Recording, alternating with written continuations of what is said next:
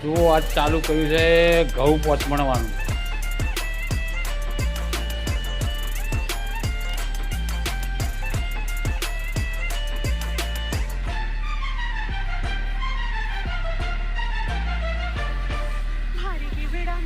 આખો ભાઈ એવી ધાર થાય છે ઘઉંની. જુઓ વાયરાથી બધા કોડા નીકળી જાય બહાર. માટી થોડી ફરી હલકી હોય, બધું હલકો ઘઉં ઝીણો હોય એ બધું નીકળી જાય બહાર વાયરાથી.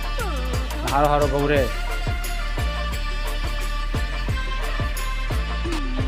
પેલી બધું પ્લેસને રાખો, માટી ડબલ્યુ પાડે રંબા વળી ગયા હોય એટલે આપણું કોમ કરતા ફાયું હોય તો.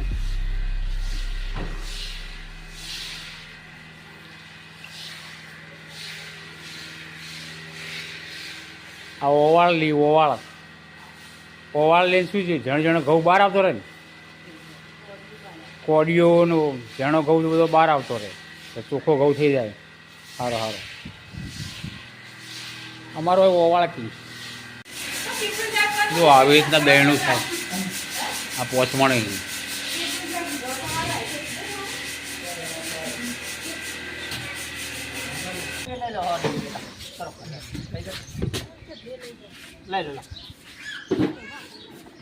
ભાઈ જો આ ભાઈ ગેરંટી આલે જો તગારો નાખો લઈ લો ભાઈ.